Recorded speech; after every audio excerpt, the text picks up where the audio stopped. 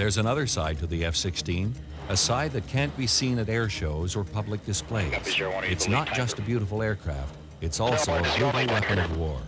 The ruthless nature of the Fighting Falcon was revealed when Saddam Hussein invaded Kuwait in August 1990. When President Bush made his promise, it was up to the F-16 to keep it. Heading into the unknown, waiting for a turn on the fuel boom, pilots wondered about the mission ahead. Would their aircraft, their training, and their weapons do the job? Or would the Iraqis have a surprise for them in the desert skies? After their non-stop flight, the Falcons landed at modern air bases like Al-Kahar in Saudi Arabia and joined the growing coalition air forces.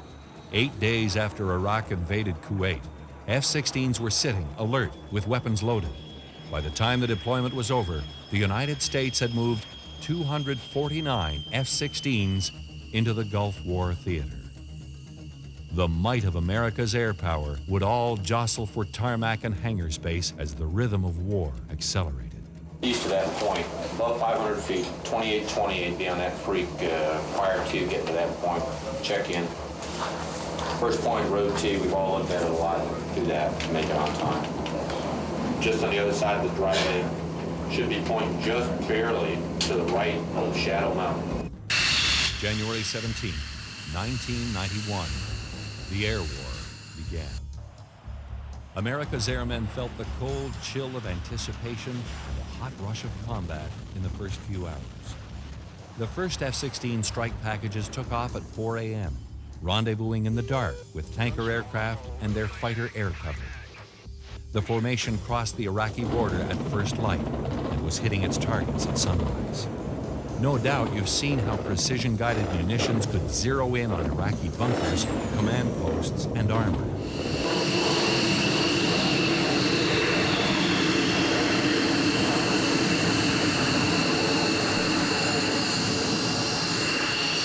We must be realistic. There will be losses. There will be obstacles along the way. And war is never cheap or easy. And I say this only because I am somewhat concerned about the initial euphoria in some of the reports and reactions to the first day's development.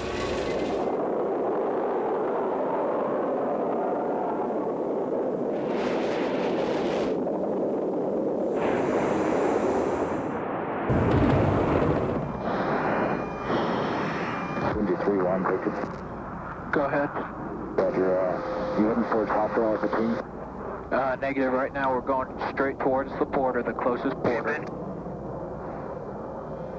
You got I've got the nearest divert for you, Hopper Albertine for 134. Is that what you got? Yeah, I got it. I'm not going to make it. Why not?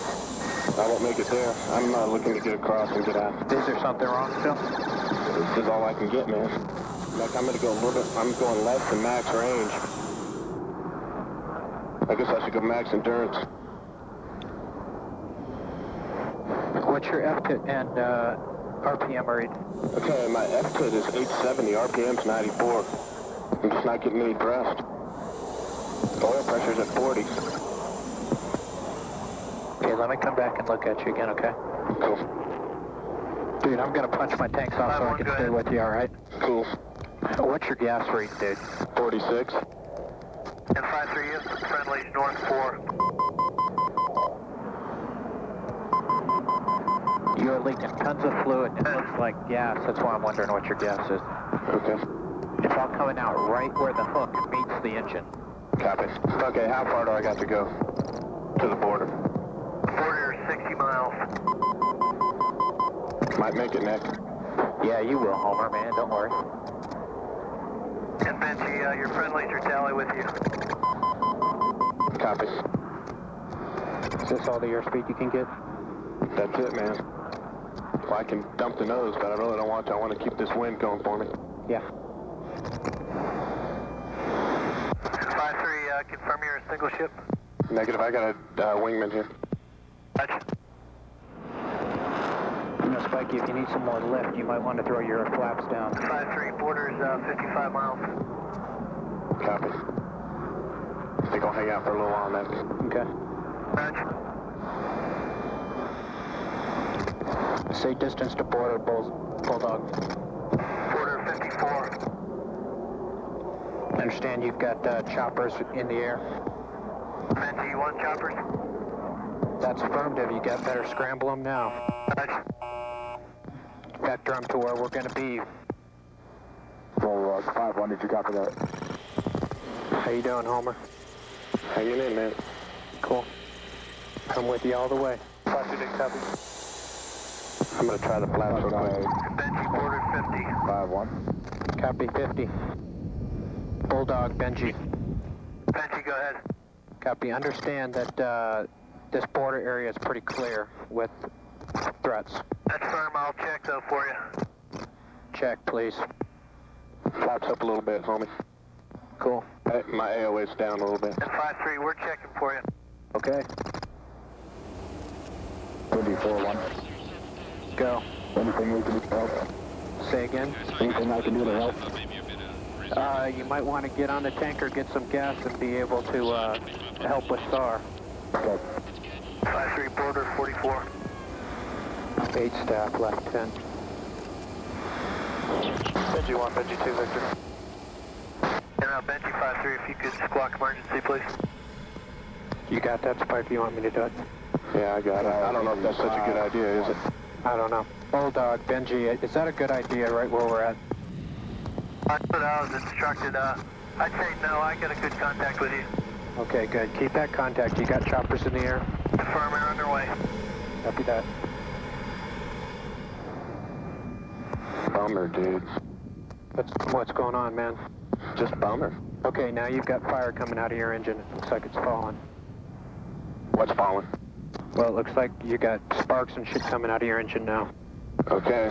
Bulldog? Go ahead. Okay, I'm having a more serious problem now, okay? Understand choppers are in the air. Confirm border 40. Mac, you tell me if you see any fire. Okay, it's red sparks popping out right now. Okay, just tell me if you see a fire. Okay.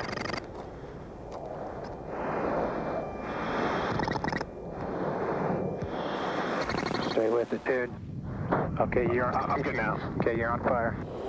Bulldog, Crockett 3-2. 37. Okay, Bulldog, we've got him out. We've got him out. He's out of it. Check 40 past the request. Indicate Alpha 2.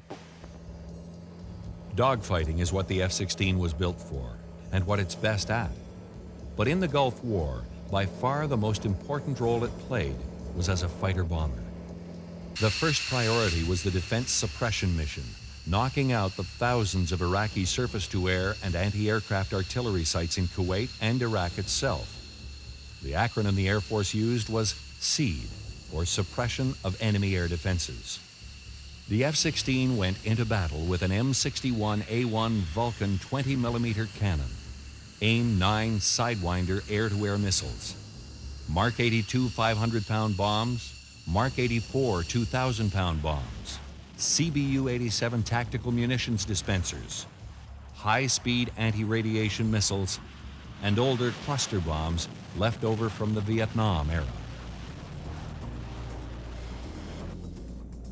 The part played by in-flight refueling was one of the least publicized aspects of Desert Storm. However, many coalition aircraft, including F-16s, would take off without full fuel in order to carry more weapons. They had to mid-air refuel before entering hostile airspace. And depending on the amount of evasive action that they had to take, they would probably require a fuel top-up on the way home as well. Thinking about jets swooping in on targets at a few hundred feet? Think again. The typical fighter-bomber target entry height was 20,000 feet, and pull-out height was 15,000 feet. Instead of attacking specific targets, the Falcons would be directed to kill boxes, 30 miles by 30 miles square. The pilot has begun his attack run and is lining up on the target. Bombs away.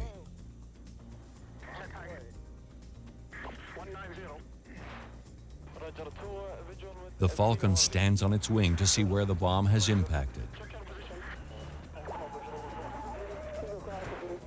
There, High-altitude bombing like this was necessary in the first few weeks of the war because of the tremendous volume of anti-aircraft fire at lower altitudes. British and French Jaguar and Tornado fighters went in at low level and suffered severely from anti-aircraft defenses. As the pressure mounted on the Iraqis, the weight of AAA diminished, and the F-16s attacked at lower and lower altitudes themselves.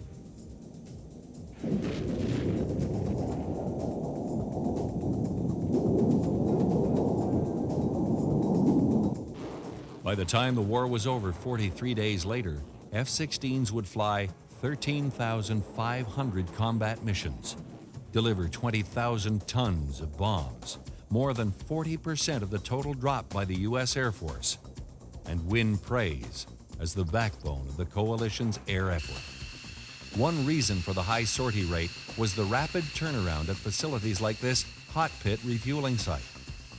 Just as in the Second World War, pilots stayed in their aircraft with the engines running while they took on fuel in order to maximize airtime. When the Gulf War ended, the Fighting Falcon emerged with the highest sortie rate and mission capability rate of all participating coalition fighters. The job had to be done.